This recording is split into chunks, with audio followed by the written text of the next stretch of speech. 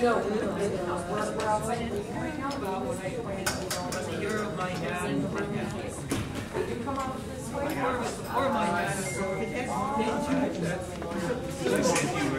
Sure.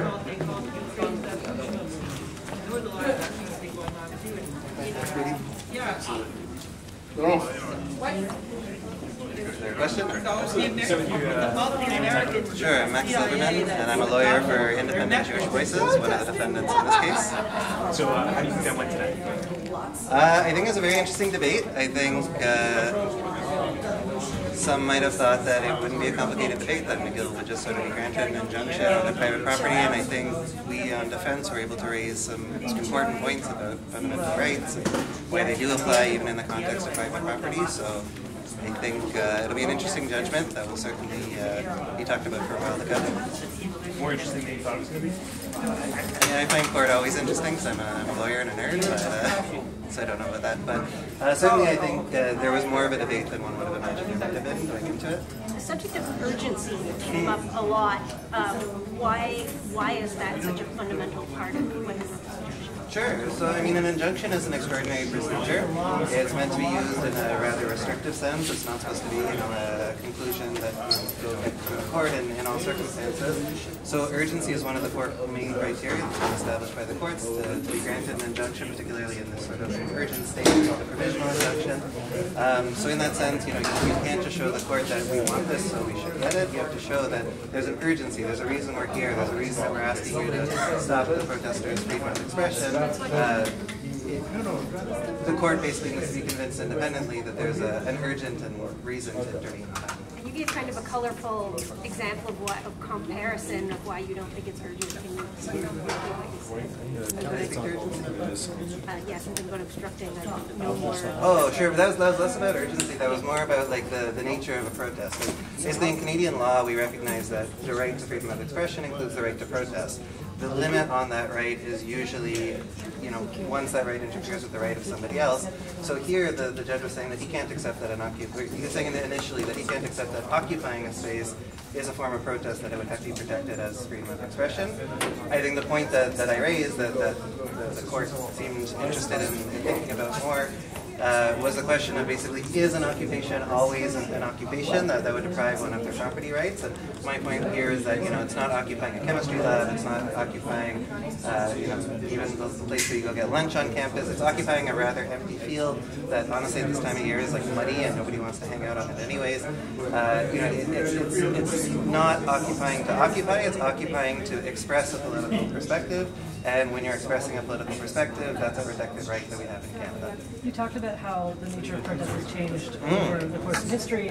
A protest 10 years ago wouldn't look like, or 50 years ago wouldn't look like a protest now. Can Absolutely. you talk a bit about how that might impact the case? Sure. I mean, in constitutional law in Canada, we speak of a living tree. This is a quote that goes back to the 1930s. So basically, when the charter was adopted in 1982, the people, the founders, the authors of the charter, made this point that we're just going to name these rights as they were naming them. And over the years, what that means, and what does it mean to have equality rights, what does it mean to have freedom of expression, that will grow and that will change. And every time we come up with sort of a new modality for that right, it's going to create new questions of how do we handle these new rights that we recognize. So we call it the living tree. The idea is each time you grow a branch, new branches are going to grow out of it after that. So my point was that, maybe 20 years ago, the way that one protested was in large marches. Maybe 10 years before that, it was small marches. In the 1960s, the civil rights movements was sit-ins at lunch counters. At different times, there have just been different ways that people have protested. And the key question for the court is really, are these people there to deprive the property rights of somebody, or are they there to express a valid, protected political opinion? And if it's the latter, then the courts have to protect that. What do you think of the McGill lawyer's description of your clients, the other defendants, as occupants as opposed to protesters? Again, I think it's a false distinction. I think that certainly the act of protest that's being engaged with in this encampment, mixing my languages, in this encampment, thank you, in this encampment, that's the form of protest that's been taken here. And like I said, it's not them occupying something that's going to obstruct business. It's not something that's going to obstruct the property rights. It's here, occupying, it's a factual description of what's happening, but they're occupying something purely to be able to give their message. And so yeah, it's great. Sure. Thank you all. Did you understand, do you have an understanding of when this judgment will come? Tomorrow afternoon. Day afternoon?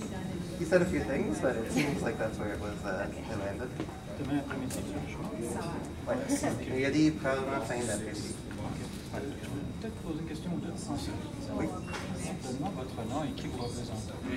Max Silverman, et je suis l'avocat de Voix juive indépendante. Okay. Vous avez apporté un point intéressant sur l'évolution de la façon de manifester à travers les temps.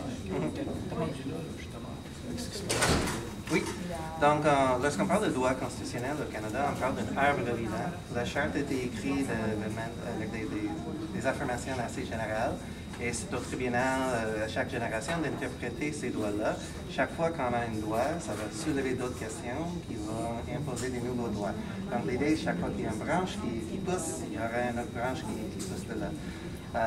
Donc, c'est pour ça l'arbre vivant. Donc, moi, le point que je suis donné, c'est que, mettons que le droit de manifester, c'est protégé comme étant le droit de liberté d'expression. Ça, c'est clair dans la jurisprudence, il n'y a aucune question là-dessus. Le juge c'est une controverse.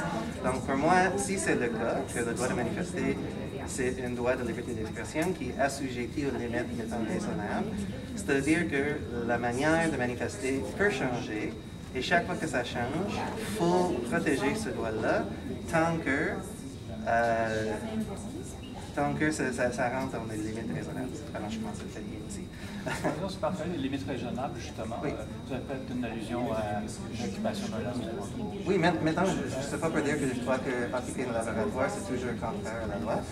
C'est pas ça le point que je voulais dire, mais mettons qu'il y a une différence entre occuper pour priver l'accès à quelque chose, occuper pour empêcher le cours normal des activités. Si c'était une occupation du bâtiment de l'administration, comme ça se passe souvent sur le campus McGill, tous les 2-3 ans, il y a une occupation de James Administration Building. Donc ça c'est occupé afin d'empêcher quelque chose d'arriver.